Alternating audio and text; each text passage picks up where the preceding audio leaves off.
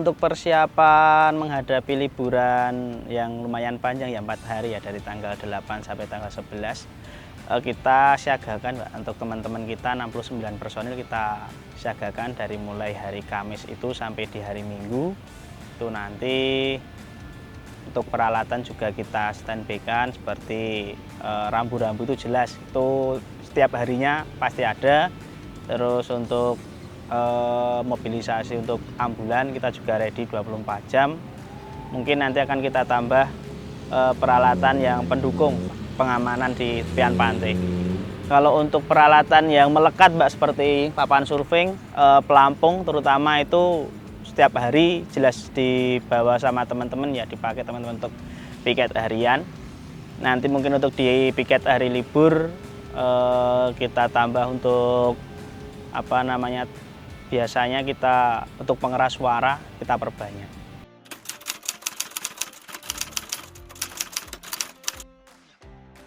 Mayoritas wisatawan yang datang ke Pantai Parangtritis ini tidak memahami karakteristik Pantai Parangtritis.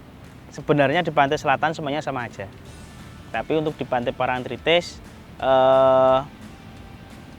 karena mayoritas korban yang terseret arus itu mereka berada di daerah palung atau kalau kita menyebut palung agak serem banget ya, karena palung itu kan terlihat dalam. Kalau orang sini atau orang Parangtritis biasanya nyebutnya lebeng atau lebih kerennya atau bahasa latinnya ripkarn.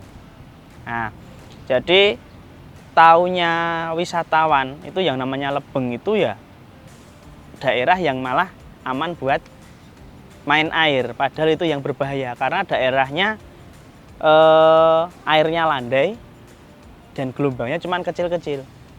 Karena kita sudah pernah melakukan survei dari 10 pengunjung yang kita tanya, kalau mau main air di tempat yang ombaknya besar atau yang nggak ada ombaknya, mereka dari ke 10 orang milih di tempat yang nggak ada ombaknya semua.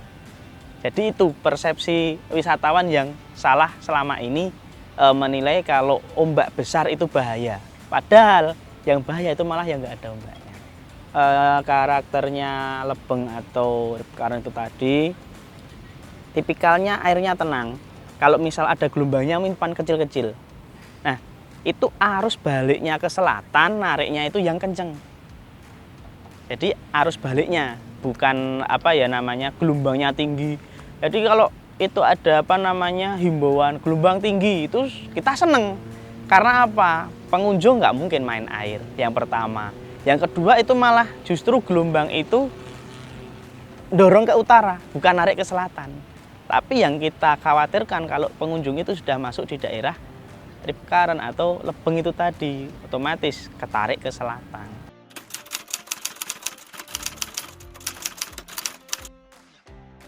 Jadi karakter lebeng itu tadi sifatnya bisa berpindah. Jadi tidak terus permanen di situ, enggak. Dan itu yang tidak bisa kita antisipasi karena itu alam. Jadi kita nggak bisa mau ada yang usul di pageri ya, mau pageri siapa? Mau pageri pakai apa? Nggak bisa. Yang bisa ya kita gembor-gemborkan gimana caranya masyarakat itu tahu karakter Parangtritis seperti apa. Jadi bukannya kok terus jangan mandi di air. Wisatawan adoh-adoh dari Surabaya, dari Bandung, atau apalagi daerah-daerah yang tidak memiliki pantai, ya ke Parangtritis ya mau mandi, mau berenang. Tapi itu tadi kita harus bisa yang menjelaskan mana tuh daerah yang bahaya, mana yang tidak.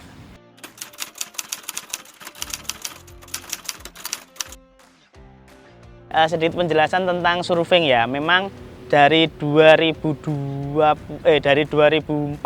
itu pertama kali ada surfing di Parangtritis. Itu juga personel dari Satlinmas sendiri karena dulu kita dapat bantuan papan surfing dulu ada 4 buah kalau nggak salah. Terus buat latihan otodidak akhirnya wisatawan dari luar yang notabene atlet surfing penasaran akhirnya datang ke Parangtritis dan anak-anak di sini juga pada penasaran juga kok bisa. Akhirnya mereka berlatih dan ada beberapa juga atlet yang sudah istilahnya go internasional lah dari para atletnya sendiri, termasuk ada personil kita sendiri. Itu intinya kalau surfing itu kan pakai alat, bener nggak pakai pelampung, karena kalau pakai pelampung malah nggak bisa. Itu kan sudah pakai alat otomatis aman, dan alat ini contoh ini kan ada talinya, jadi selama tali itu nggak lepas dari kaki atau dari tangan itu yang aman, nggak masalah. Jadi kalau renang itu kan mereka nggak pakai apa-apa, dan justru malah kita himbau jangan pakai pelindung kalau untuk renang biar nggak terlalu ke tengah. Itu yang pertama. Kalau yang kedua, kalau mereka pakai pelampung nanti kita susah ngejarnya. Tapi pasti kalau pengunjung pakai pelampung renang nanti ke bawah arusnya lebih gampang.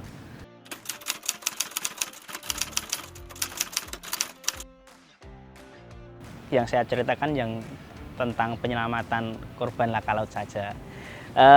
Jadi dulu pernah itu tahun kurang lebih 2014 kalau nggak 15 itu ada kejadian laka laut dari Malang, MTS Malang. Itu 7 korban. Dari 7 korban selamat 4 korban, yang 3 meninggal. Jadi saat itu pas hari Jumat pulang Jumatan langsung ke posko, baru nyampe posko ada kejadian itu, dan teman-teman baru ada 5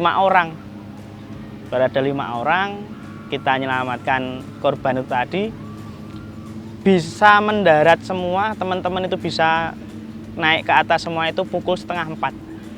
Jadi dari jam 12:30 sampai jam 3:30, karena saat korban itu tenggelam itu kondisi airnya masih landai, jadi nggak terlalu besar. Begitu tadi masuk ke tengah itu ombaknya rubah. Jadi teman-teman cuma muter. Dulu belum ada jet ski. Kalau perahu jungkung sudah ada tapi nggak berani masuk karena gelombangnya tinggi. Itu yang pertama. 2 korban itu sebenarnya sudah berhasil kita pegang, tapi karena ombak gede lepas lagi. 2 korban atau 2 jenazah rada merinding ya, Mbak. Moro ketok iki. Itu 2 korban itu udah menepi. Tapi teman-teman masih ada di tengah. Korban yang meninggal sudah menepi, tapi kita teman-teman masih ada di tengah. Dan itu saya sendiri dulu yang nganter sampai ke Malang. Begitu saya hari H itu kejadian Jumat, saya nganter ke Malang sampai sana hari Sabtu. Arah balik ke sini itu baru nyampe mana itu ya, sudah hampir nyampe ke Jogja. Itu udah dikabari jenazah yang satunya ketemu. Jadi baru sampai rumah ke Malang lagi. Nah itu yang bolak-balik itu tadi, sama yang di tengah laut diombang-ambingke ombak, yang nolong belum nyampe ke pinggir, korban yang meninggal sudah nyampe ke pinggir. Nek biasanya kan lebeng itu dari pinggir narik ke tengah, itu enggak, saat itu muter. Kayak nek kita menamakan blenderan, cuma muter, mau ke tepi nggak bisa, mau ke tengah nggak bisa. Nunggu ini nanti bener-bener mau jebol ke selatan atau minggir.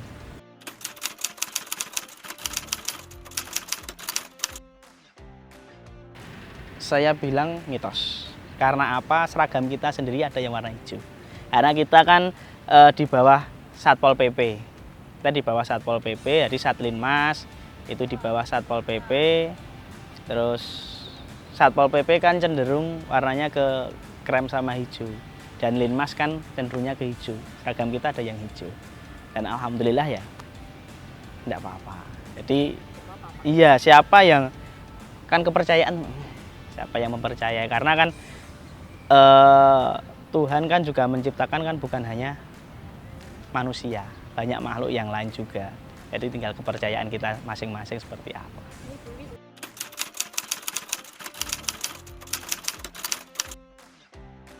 Kalau malam kita memang 24 jam. Jadi ketugasan kita 24 jam. Tapi kalau yang malam itu kita cenderungnya ke siaga bencana. Jadi misal ada pohon tumbang, ada banjir, ada tanah longsor, itu kita yang on call. kita backup teman-teman yang ada di BPBD juga. Itu kalau untuk pengawasan teman-teman wisatawan di malam hari tetap kita awasi, tapi istilahnya jarang juga. Kejadian terakhir itu rombongan dari mahasiswa anak wong sugih kabeh. Anak wong sugih kabeh. Jadi cuma nongkrong. Malam itu mereka nongkrong, itu posisi di Jakarta. Malam mereka nongkrong dadaan. Ayo main ke Parangtritis. Paginya mereka langsung ke Parangtritis naik kereta. Yang satu orang sampai saat ini belum ketemu. Itu nggak mau ikut. Pertamanya itu ada 8 orang. Yang asli Jogja cuma 1. Itu pun cuma di Jogja itu, kelahiran Jogja tapi di Jogja cuma sampai SD. Selebihnya dia ikut ke Samarinda atau kemana, terus kuliahnya di Jakarta. Itu yang satu sebenarnya nggak mau ikut. Akhirnya teman-temannya udah nyampe Jogja, dia nututi terbang pakai pesawat. Nyusul ke Parangtritis. Itu nyampe Jogja sudah sore, mereka main dulu, malamnya ke Parangtritis. Malam ke Parangtritis ya namanya anak muda, bau alkohol lah. Itu jam 11 malam mereka berenang. Awalnya cuma di tepian pantai aja main-main pasir. Lama-lama cuma mau cuci tangan. Tapi akhirnya mereka tenggelam. Dari 8 orang itu tenggelam semuanya. Yang 2 bisa menepi. Saya cuma di depan sini, cuma di depan posko ini. Terus laporan ke teman-teman, kita tolong. Yang 5 orang bisa kita tolong. Yang 4 orang bisa kita tolong, yang 3 kita lakukan pencarian. 2 ketemu, meninggal, terus yang 1 yang nyusul tadi sampai saat ini belum ketemu. Sampai sekarang. Tahun berapa itu? Itu belum lama, Mbak, itu sekitar 2018. Itu anaknya orang kaya semua.